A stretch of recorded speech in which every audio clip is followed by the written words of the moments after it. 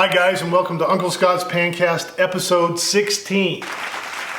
You know, it's summertime outside, time to get outdoors. We're going to do a little bit of grilling today.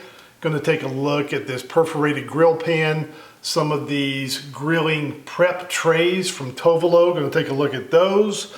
We're going to do something fun called childhood sandwiches. As always, we've got carbon steel seasoning tips. We've got feedback from that Debouillet oval carbon steel roasting pan review. Got a lot of feedback about that. We're going to go through some of that and lots more. Let's get started. Okay, it's summertime outside. Let's start with some grilling. Pro tip number one. If you have plastic deck railing that the previous owners of your house installed cheaply, never ever put your barbecue grill too close. Lest this can happen, you can melt a section of plastic deck railing.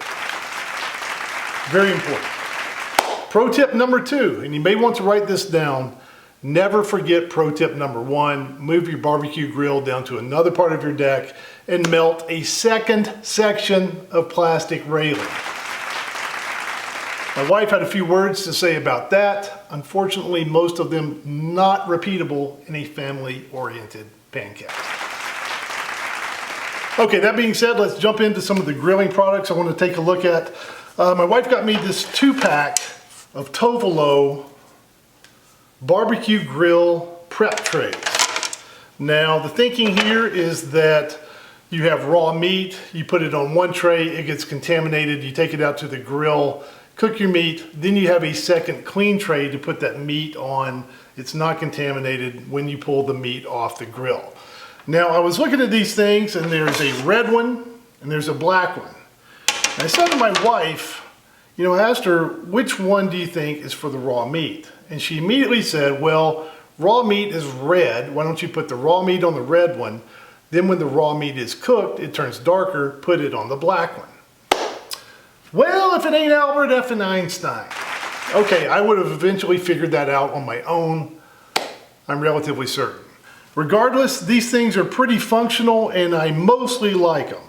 Now, I really do like the red one for taking that raw meat out to the grill. The downside to these things though is once that meat is done, it just feels a little bit odd to put cooked meat directly on a plastic tray. Now these things, they kind of remind me of lunchroom trays from back in high school, grammar school. And you go through the line in the cafeteria and the lunchroom ladies, they didn't just dump food right on the tray. You'd stick your tray out, they'd put a plate on there. So it just to me seems a little bit odd putting cooked food directly on a plastic tray like this. I prefer something like a platter. It's a little bit better for presentation. When I cook a steak, I have a sear station on my grill. I can get that grill up to 700, 800, 900 degrees. Sear the heck out of a steak. It just seems odd to put something that hot on something that's made out of plastic. Now, I'm sure it's safe. The label says these are BPA free, but I just have a little bit of a mental block doing that with a plastic tray. So for me, I like them for the prep end of things. I don't like them for the serving end of things. I'm gonna give the Tovolo 2-pack of grill barbecue prep trays a 3/4 thumbs up.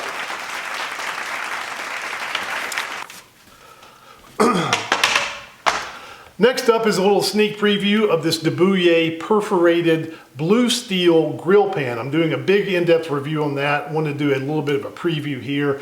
The cooking is going well so far, but what I wanted to call out is the label. Now this, granted, is a first world problem, but the label and instructions included thereupon that come with the pan are not for this pan. So I need to scold Debouillet just a little bit.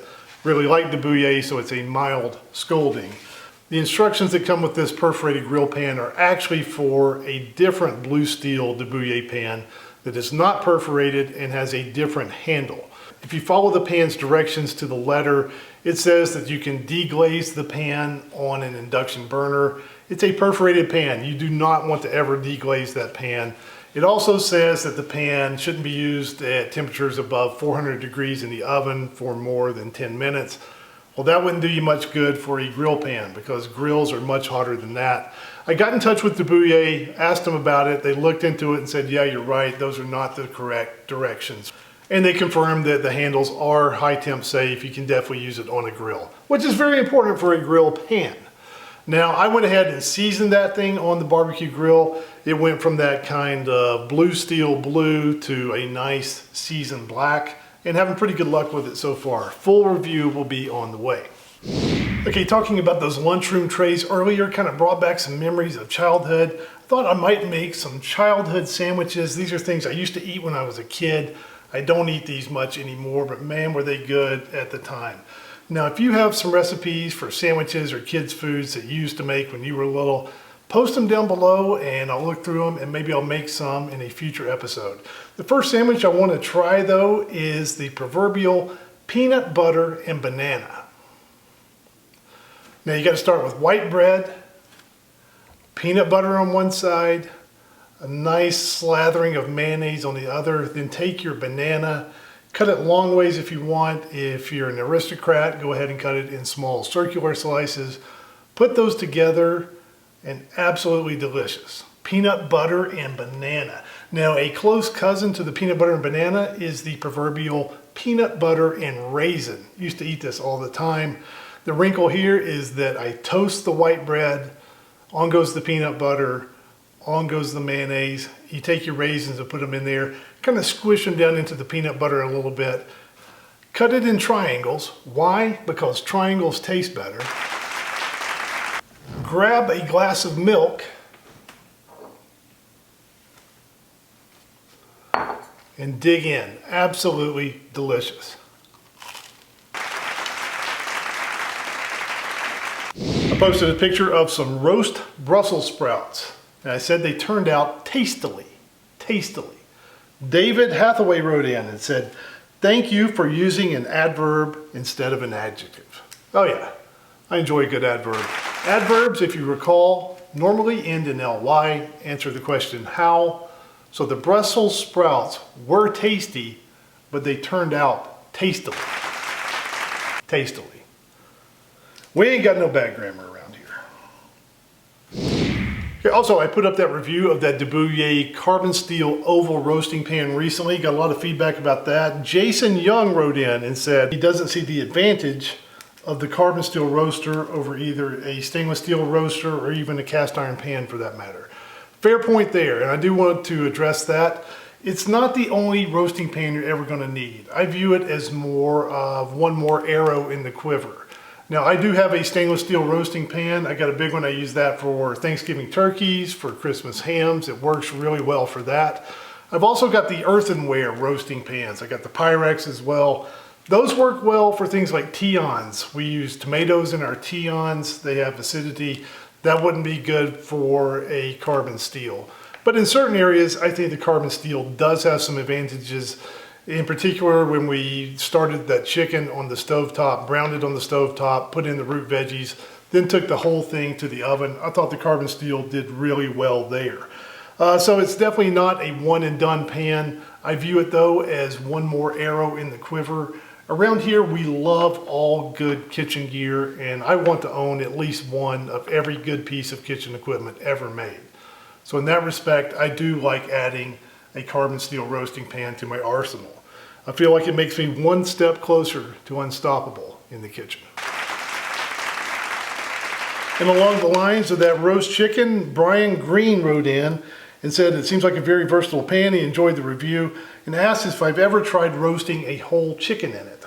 I have not, and I probably will never ever roast a chicken in that pan, a whole chicken, if it's not a holiday and Costco is open. Costco has absolutely won the roast chicken battle. Now, most foods I cook at home, most meals, I think are better than what I get in a restaurant, better than I get at a store. When it comes to roast chicken, it is a different story.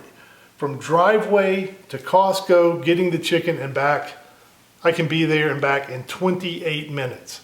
28 minutes. I'm a dad and I do time these things.